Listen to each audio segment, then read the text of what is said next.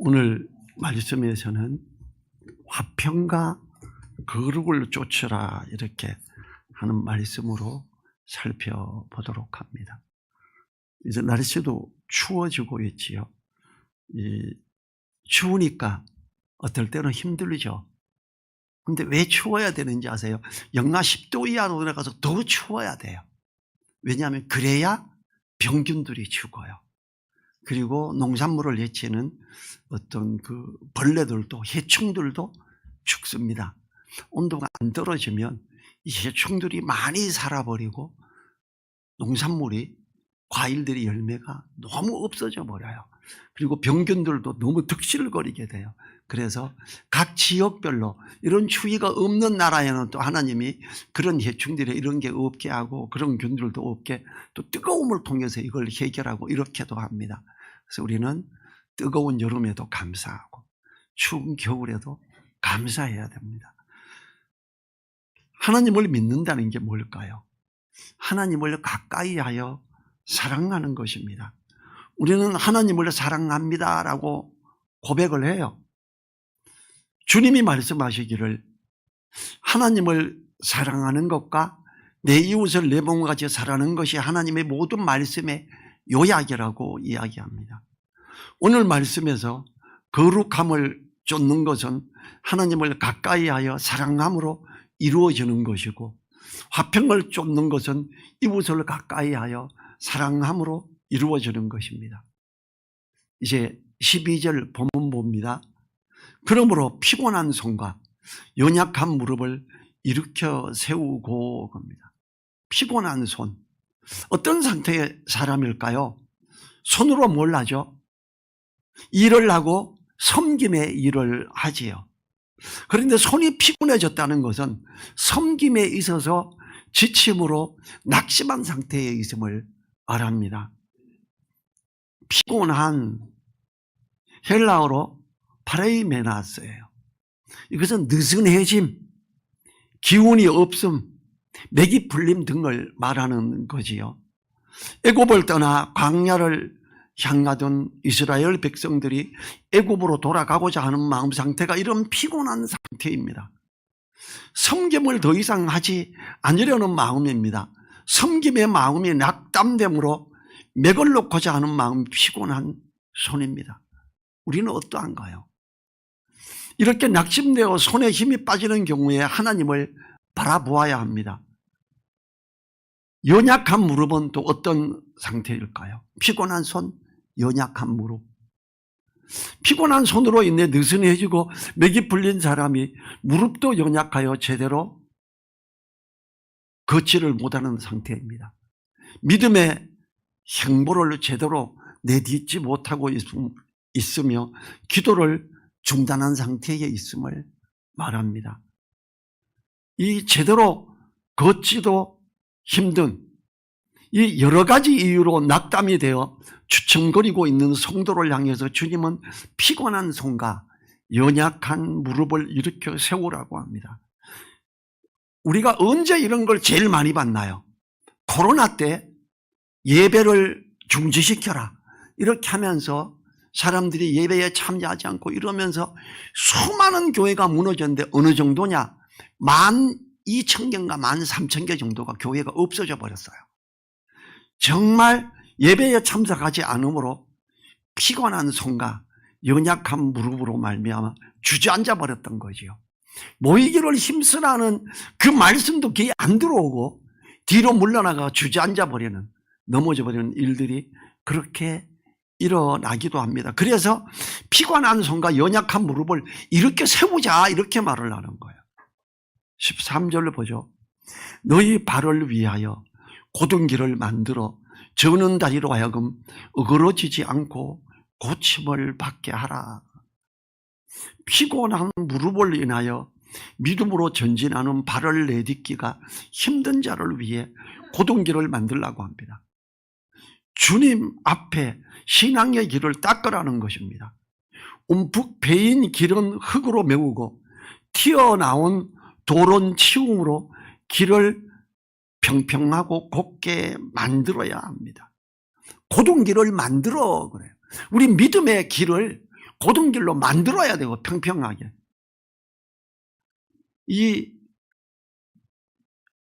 피곤한 손과 연약한 무릎으로 인해 저는 다리를 가진 우리들이 이 일을 해야지요. 아주 피곤한 몸과 연약한 무릎이 아닌 사람들은 좀 울퉁불퉁 걸어가고 하는데 아무 문제 없습니다. 피곤한 손과 연약한 무릎을 우리가 가지고 있다면 내 앞길을 조금 더 정리해야 될 필요가 있지요. 지금 그렇게 하라고 합니다. 이 연약한 무릎으로 인해 저는 다리를 갖게 된 상태로 우리는 어그러지는 걸음을 걷지 않게 고침을 받아야 합니다. 하나님 앞에 나가시기 바랍니다. 치료의 하나님, 여호와 라파에 하나님 앞에 나가야죠. 하나님, 내가 이렇게 뒤로 물러나 있네요. 내가 이렇게 주저하고 있고 모이기를 힘쓰지 못하고 있습니다. 저에게 힘을 주십시오. 이렇게 기도해야죠. 그리고 우리는 서로 돌아보아 사랑과 선행을 격려해야 됩니다. 우리도 격려해야죠. 크리스마스 되고 연말 되면은 뭐 카톡들 보내죠. 이게 카드 같은 거 카톡으로 보내기도 하고 이러잖아요. 믿음 안에서 이렇게 뒤로 물러나 있고 연약한 무릎을 일으켜 세워야 될 필요가 있는 분들에게 문자나 카톡으로 더 격려하고 사랑을 보내시기 바랍니다. 14절에 보죠. 모든 사람으로 더불어 화평함과 거룩함을 쫓으라. 이것이 없으면 아무도 주를 보지 못하리라. 모든 사람으로 더불어 화평하라고 합니다. 모든 사람은 가족과 혈육의 친척들, 함께한 성도들, 또 알고 지내는 다른 성도들, 믿지 않는 사람들, 야만인 등을 다 포함하는 겁니다. 내 주변에 내가 아는 사람들을 다 말하는 거지요. 모든 사람을 사랑하되 먼저 가족과 혈육들에게 그리고 믿음의 가정들에게 하라고 합니다. 하나님은 디모데전서를 통해 이 부분을 강하게 말씀하셨습니다. 디모데전서 5장 4절에서 만일 어떤 가부에게 자녀나 손자들이 있거든 저희로 먼저 자기 집에서 효를 행하여 부모에게 보답하기를 배우게 하라. 이것이 하나님 앞에 받으실 만한 것이니라. 부모님이 경제적 능력이 없다면 자녀가 적극적으로 그 부모를 경제적으로 섬겨야 될 걸 말을 하고 있지요. 그리고 8절에서 누구든지 자기 친족 특히 자기 가족을 돌아보지 아니하면 믿음을 배반한 자요 불신자보다 더 악한 자니라. 믿음이 좋아. 안수집사 장로야. 권사님이야. 그런데 부모님을 향해서 수입이 없는 부모님에게 생활비에 지원을 해주지 않고 이러고 있다.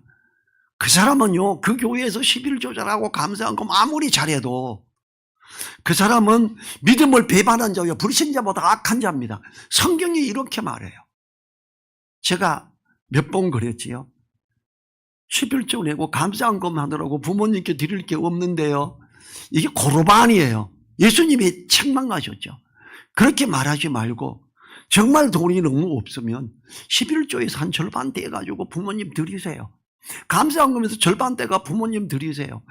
예수님은 하나님은 이걸 원하세요. 부모님을 공경하고 자기 가족을 돌아보지 아니하면 친형제 중에서 갑자기 어려움을 당해서 수술을 해야 되는데 돈이 너무 없는 것 같아. 실비보험도 안 들었어. 그럼 내 거 저축 하나 해약해서라도 병원비 보태줘야죠. 이게 사랑입니다. 그리고 함께하는 성도들을 사랑함으로 또 화평해야죠. 그리고 그 다음에는 우리에게 가까운 사람들로 더불어 화평하고 이웃들과 화평해야 합니다. 로마서에서 12장 18절에서 할 수 있거든 너희로서는 모든 사람으로 더불어 평화하라고 권면합니다. 크리스마스를 맞아 사이가 좀 안 좋은 분이 계시면 그걸 통해서 좀 더 화목해 보는 걸 위해 시도하십시오. 그러나 불의와 타협하면서 화평해서는 안 됩니다. 우리 술 한잔 하자, 가자 이래가지고 술 한잔 하면서 취하면서 부어라 마셔라 이래서는 안 되는 거죠. 본구절에서 말씀하듯이 화평함과 더불어 거룩함을 동시에 쫓아야 합니다. 하나님이 우리에게 평화라고 하는 것은 모든 사람을 죄와 사망에서 구원하시는 복음의 능력으로 복음 안에서 하나 되라는 의미를 말합니다. 이것이 없으면 아무도 주를 보지 못하리라 그래요. 이것이 옵션을 해서 이것은 화평함과 거룩함을 추구하는 거죠. 특히 거룩함의 없이는 아무도 하나님을 볼 수가 없습니다. 마태복음 5장 8절에서 마음이 청결한 자는 복이 있나니 저희가 하나님을 볼 것이며 그래. 주님의 말씀으로 거룩함을 입을 수 있습니다.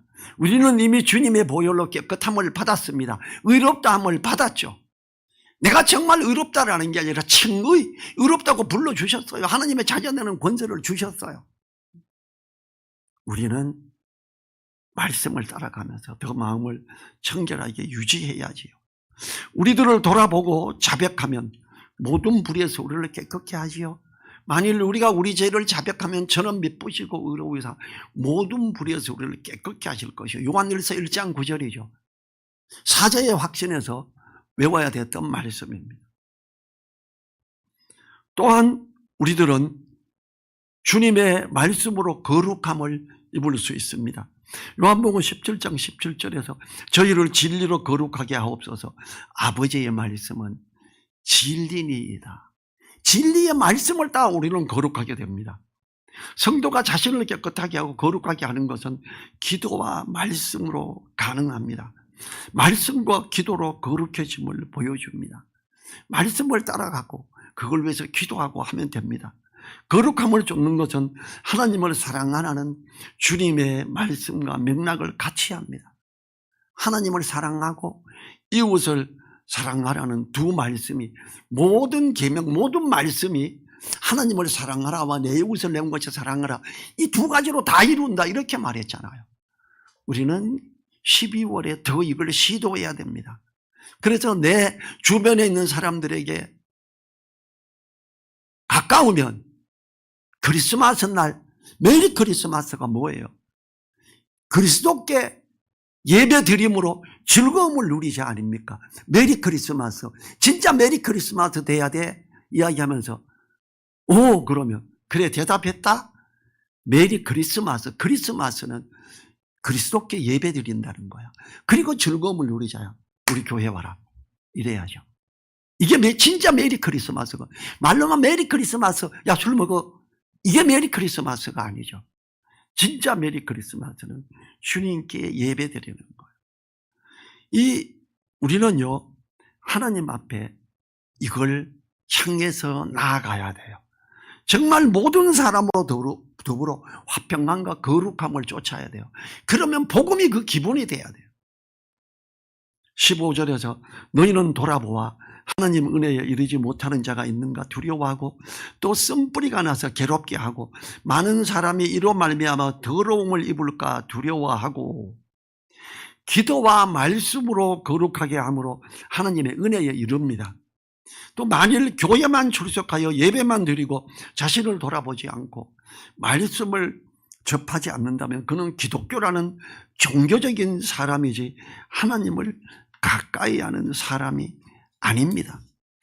어떤 사람은 이런 사람은 하나님 앞에 나오는 것 같으나 실상은 하나님의 은혜를 누리지 못하는 사람이지요. 우리는 종교적인 기독교인이 아니라 진짜 예수님을 감사하고 따라가는 그리스도인이 돼야지요. 쓴뿌리, 사람을 괴롭게 하는 것과 사람을 더럽게 하는 특징입니다. 쓴뿌리는 교회에 악한 영향을 끼치는 잘못된 교훈 또는 사람입니다. 첫째로 두 가지로 볼 수 있는데 첫 번째로 쓴뿌리는 잘못된 교훈입니다. 당시 상황이 유대교의 잘못된 교훈을 가지고 성도들을 넘어지게 하는 것으로 볼 수 있죠. 쓴뿌리. 골로새서 2장 8절에서 누가 철학과 헛된 속임수로 너희를 노략할까 주의하라. 이것이 사람의 유정과 세상의 초등학문을 쫓음이요 그리스도를 쫓음이 아니니라. 왜 다시 율법으로 돌아가려고 그러냐? 왜 그러냐? 왜 다시 할례 받아라 그러냐? 이런 것들로 그러지 말자. 왜 다시 옛날 제사를 회복하려고 그러냐? 그 대제사장이 아니라 멜기세덱의 반차를 쫓은 영원한 대제사장이 우리에게 있지 않느냐? 예수님이 이미 휘장 가운데로 길을 열어놨지 않느냐? 네 방에서 감사하고 굴어 기도하면 거기가 하나님 앞이 된다. 이걸 이야기하고 있지요. 그렇기 때문에 우리는 주님 안에서 말씀 안에 옳게 있어야죠. 디모데후서 2장 17, 18절에서 저희 말은 독한 창질에 썩어져 간 것 같은데 그 중에 후메네오와 빌레도가 있느니라. 진리에 관하여는 저희가 그릇되었도다. 부활이 이미 지나갔다 하므로 어떤 사람들의 믿음을 무너뜨리느니라. 이 쓴뿌리는 사단의 거짓된 속임수에 걸려서 넘어지는 교회의 지도자들을 인하여서 발생납니다. 성도들을 인해서 발생하기는 쉽지가 않지요. 그렇기 때문에 지도자 되는 직분자들은 더욱 말씀 안에 깨어 있어야 합니다. 저를 위해서도 기도해 주시고요. 항상 깨어 있게 조목사님과 전도사님을 위해서 기도해 주시며 권사님들을 위해 기도해 주시기 바랍니다. 두 번째 쓴뿌리는 피곤한 손과 연약한 무릎으로 어그러지는 발을 가진 자입니다. 이들의 주저앉음과 뒤로 물러남이 다른 성도들에게 전염됨으로 구부러진 길을 가게 합니다. 이러한 모습은 믿음으로 나아가고자 하는 사람을 괴롭게 하며 잘못된 것들에 붙들게 함으로 더럽게 하는 역할을 하지요. 이러한 모습이 혹 내 속에 있다면 하나님 앞에서 고침을 받아야 합니다. 교회를 병들게 하기 때문입니다. 쓴뿌리가 나서 괴롭게 하고 많은 사람이 이로 말미암아 더러움을 입을까 두려워하고라고 말씀하고 있습니다. 연약한 손과 연약한 무릎을 일으켜 세우고자 힘써야 하며 고침을 받아야 하는 이유가 여기 있는 겁니다. 16절을 보죠. 음행하는 자와 혹 한 그릇 식물을 위하여 장자의 명분을 판 에서와 같이 망령된 자가 있을까 두려워하라. 두 가지 일을 망령된 자라고 합니다. 음행과 한 그릇 식물로 인하여 장자의 명분을 판 이 두 가지예요. 우리 중에 이러한 망령된 일로 인하여 하나님의 은혜에서 멀어질까 염려해야 합니다. 이것은 다른 두 사람의 일을 말하는 것이 아니라 에서가 이방 여인들과 자폰을 한 것에 근거를 둡니다. 그리고 망령된 행실인 한 그릇 식물을 하나님의 축복을 받는 장자권과 바꾼 것입니다. 우리는 혹 물질의 문제로 인해 하나님 앞에 나오는 것을 뒤로 미루므로 모이기를 피하는 사람으로 있지는 않는지요. 눈앞에 있는 문제들로 인해 하늘의 장자권을 판다면 그것은 에서보다 훨씬 더 망연된 행위가 됩니다. 하나님은 이걸 우리에게 하라고 합니다. 장자의 명분을 한 그릇 식물을 인해 장자의 명분을 파는 일이 종종 있을 수 있습니다. 그렇지 않기를 위해서 깨어 기도해야지요. 17절을 보죠. 너희 아는 바와 같이 저가 그 후에 축복을 기업으로 받으려고 눈물을 흘리며 구하되 버림바가 되어 회개할 기회를 얻지 못하였느니라. 이 에서가 한 그릇 식물을 인해서 먹을 것 때문에 나 사냥하러 갔다 와서 너무 배고프다. 야곱아 그거 주라고. 그럼 장자권 내인데 줄서 가져. 나 지금 밥이 중요해. 한 그릇 식물을 인해서 장자권을 팔아버리고 그리고 그 다음번에 축복을 주는데 자기가 축복을 받고자 해요. 근데 하나님은 그 기회를 안 주십니다. 눈물을 흘리며 구하되 버림바가 되어 회개할 기회를 얻지 못하였느니라 그래요. 우리가 주님의 나라와 의를 먼저 구하는 것이 얼마나 소중한지, 그 장자권을 지키고자 하는 것이 얼마나 소중한지를 말씀으로 이야기하는 거지요. 욕심에 이끌림 바 되어 하나님의 은혜를 저버리는 사람들을 비유하여 장자의 명분을 판 에서와 같음을 말하고 있지요. 팥죽 한 그릇을 위하여 장자의 명분을 팔았던 에서입니다. 육신의 소욕을 인하여 하나님으로부터 오는 은혜의 것들을 알지 못하는 사람들을 말합니다. 이러한 사람들을 망령된 자라고 표현합니다. 저도 망령된 행실을 하는 때가 있지요. 우리 모두 다 그럴 겁니다. 그럴 때는 회개해야지요. 망령되다라는 것은 거룩한 것들을 멸시하고 가벼이 여김으로 없임 여기는 것을 말합니다. 하나님의 은혜의 것들을 가벼이 여김으로 없임 여김으로 에서가 장자의 명분을 판 것처럼 은혜의 말씀에서 돌아서는 것을 인하여 염려하는 것이지요. 이러한 사람들이 하나님의 은혜를 누리는 기회를 얻지 못했다고 합니다. 에서가 장자권을 팔므로 축복의 기도가 야곱에게로 가게 되었으며 그로 인해서 이스라엘의 족보는 야곱으로 이어지게 됩니다. 밧줄 한 그릇 때문에 연결되는 맥락에서 그리스도로 연결되는 그 혈통에서 에서가 빠져버렸습니다. 하나님의 은혜를 저버렸던 것이요. 장자권을 포기하겠다. 밧줄 한 그릇이 더 중요해. 이 말 한마디 때문에 일어난 일이지요. 우리는 주님 앞에서 소중한 가운데 나아가야 됩니다. 하나님 앞에서 에서와 같은 이런 실수를 해서는 안 돼도 에서도 그냥 그게 말로만 그런 줄 알았어요.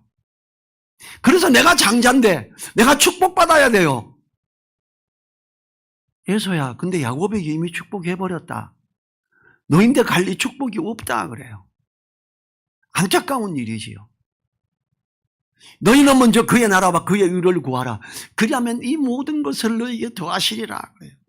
사건마다 주님 앞에 있어야 되는 우리들입니다. 이 아버지 이삭에게 눈물로 호소했지만 축복은 이미 다 나가버렸다는 소리를 들었던 에서입니다. 성도에게 내려진 하나님의 축복을 누리지 못하면 그 동일한 기회는 다시 오지 않음을 봅니다. 우리에게 당한 모든 경우를 하나님이 우리에게 주시는 축복의 기회로 여기고 나아가야 합니다. 우리 앞에 당한 믿음의 경주를 경주해야 합니다. 히브리서 12장 1절에서 모든 무거운 것과 얽매이기 쉬운 죄를 벗어버리고 인내로서 우리 앞에 당한 경주를 경주하며 그래요. 그러면서 지금 에서 이야기를 꺼냈던 거지요. 무엇보다 먼저 하나님 앞에 나오시기 바랍니다. 우리 앞에 당한 경주를 경주하라고 합니다. 우리 모두에게는 우리에게 당하는 믿음의 일들이 있습니다. 이 당한 일들에서 물러남으로 하나님이 누리게 하시려는 축복을 팔아버리지 말아야 합니다. 어떤 때는 참으로 애매한 때가 있습니다. 내가 여기에서 복음을 이야기하면 아주 이상한 애가 될 수도 있습니다. 그럼에도 불구하고 복음을 주저하지 않고 말을 할 때 하나님의 은혜를 누리게 되죠. 듣는 사람도 은혜를 누리게 되고 말하는 사람도 은혜를 누리게 돼요. 근데 아닌 것 같아서 그냥 넘어가 버리면 은혜를 못 누리죠. 기회를 잃어버립니다.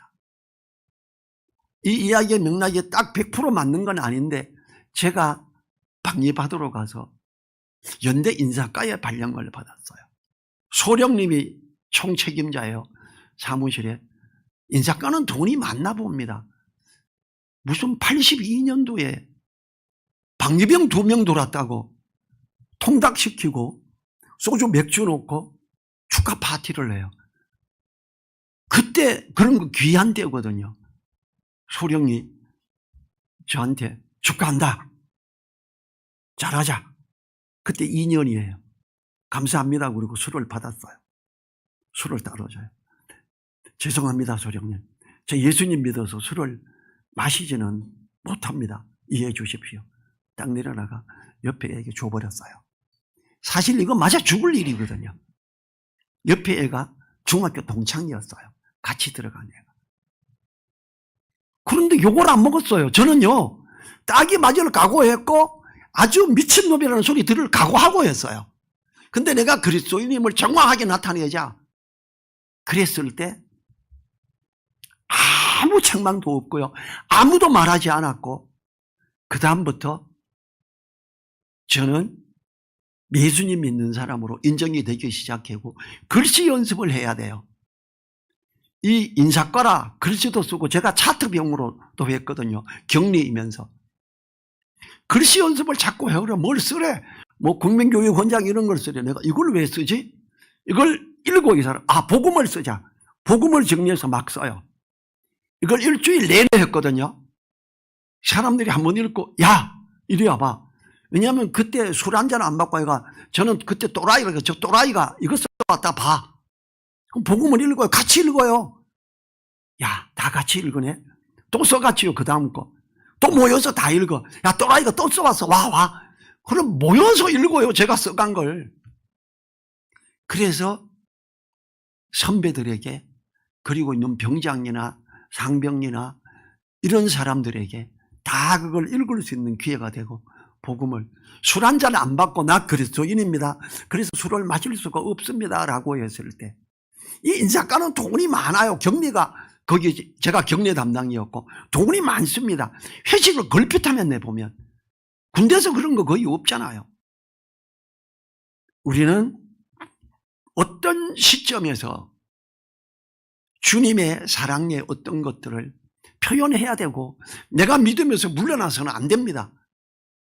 술 안 마시겠다, 그게 꼭 믿음의 승리다 이렇게 말할 수는 없지만, 저로서는 기도하면서 복음을 위해, 복음을 전하기 위해 사람을 가장 많이 잘 만날 수 있는 파트로 보내주십시오 이렇게 기도했었거든요.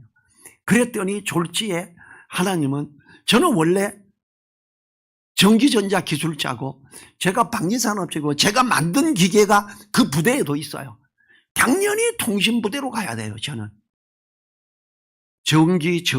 전자라고 썼어요. 그랬더니 전자가 뭐야 그래.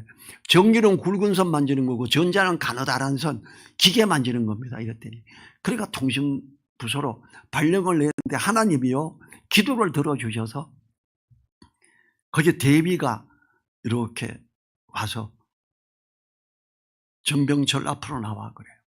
모든 방위병 대기병들이 다 있는 데서 연병장에서 앞으로 나가서 격리로 발령해. 격리에는 상고 졸업한 주산 3단에 넣었는데요. 얘는 전자예요. 괜찮아. 왜 그랬는지 몰라요. 제가 인사과로 발령을 받은 거예요. 그리고 사람들을 엄청 많이 만날 수 있었죠. 대기하고 4주마다 와가 대기하면 제가 2줄 일어나 청소하러, 화장실 청소하러 데리고 가요. 그리고 저 내려가면 연병장에서 벌 받고 있잖아요. 저기 내려갈래? 여기가 숲속에서 나하고 이야기할래? 그럼 숲속에 들고 들어가서 복음을 계속 전했어요. 제가 복음 전하는데 반말 막을 수 없어서 존대를 하면 나중에 고참들이, 너는 왜 후배들한테 그 밑에 애들에게 존대를 하냐 임마. 복음 전하는데 또 어떻게 반말을 막 해요. 그래서 복음을 전하고 4주마다 복음을 전하는 거예요. 정말 은혜죠. 있을 수 없는 일이었어요. 저는 주산 일금 이런 것도 아니고, 거기에 자그마치 3단이나 되는 사람이 발령됐음에도 연대장 결재를 다시 받아서 연대장 결재까지 났어요. 다시 써, 내가 받아올게. 연대장 결재를 다시 받아서 소문이, 저 새끼 되게 부자인가 보다. 집이 잘 살아서 저 새끼 돈 써서 인사과로 갔나 봐. 이렇게 소문까지 났어요. 공식적으로 사람들이 여럿이 있는 데서 상사가 묻더라고요. 전병철 너네 집 뭐하냐, 사업하냐.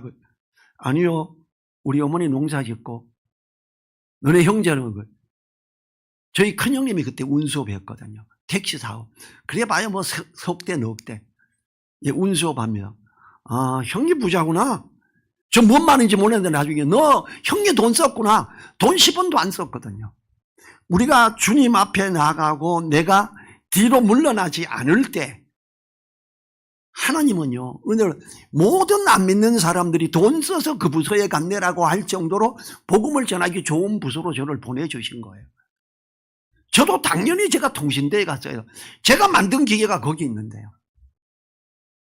우리는요, 우리 앞에 당한 경주를 경주해야 돼요.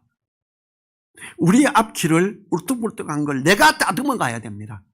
그리고 가야 되는 거지요. 하나님은요, 우리를 사랑하시기 때문에 은혜 주십니다. 에서처럼 한 그릇 식물로 인해 포기해서는 안 됩니다. 뒤로 물러나 주저앉으려고 하는 마음을 다잡아야 합니다. 피곤한 손과 연약한 무릎을 일으켜 세워야 합니다. 우리를 스스로 고동기를 만들어서 어그러지거나 저는 자리를 바로 걷게 해야 합니다. 때로는 욕먹을 수도 있습니다. 그런데 욕먹음이 은혜로 돼서 돌아옵니다. 저는 그런 걸 여러 번 경험했습니다. 거룩함을 쫓기 위해서는 하나님을 가까이 하는 것을 무엇보다 가장 먼저 해야 됩니다. 너희는 먼저 그의 나라와 그의 의를 구하라. 그리하면 이 모든 것을 너희에게 더하시리라. 제가 그 증인이에요. 그렇게 했더니 하나님이 복 주시고 복 주시는데 엄청나게 주시더라고요. 심지어 안 믿는 다른 강원도에서 온 동창이 입사 동기가 에이씨 잘난 놈. 그냥 급여가 엄청 올라가 버렸거든요. 입사 동기보다 2배가 돼버렸거든요. 이렇게 믿음으로 하고 퇴근은 그냥 5시 반 땡 하면 정리하고 5시 35분, 5시 40분에 퇴근이에요. 저는. 거기에 같이 근무했던 300명 중에 근태상한 꼴찌. 근무 시간이 제일 적어. 퇴근을 너무 빨리 해서. 그럼에도 불구하고 하나님의 은혜를 넘치게 주셨어요. 우리는 주님 안에서 하나님 앞에서 옳게 나가기 위해서 어떤 것에서도 밀리지 말고 우리 앞에 당한 믿음의 경주를 경주해야 합니다. 물러나지 말아야 합니다. 화평함과 거룩함을 쫓으라. 이것이 없이는 아무도 주를 보지 못하리라고 하시기 때문입니다. 화평함과 거룩함을 쫓기 위해서 애를 쓰고 기도하고 물러나지 않을 때 하나님의 은혜를 누리게 되기 때문입니다. 하나님이 주시고자 하는 축복을 쟁취하는 우리들 되기를 간절히 축원합니다. 자리에서 일어나셔서 1분간 기도하지요. 화평한 거룩함을 쫓기 위해서 믿음의 경주를 경주하게 해달라고.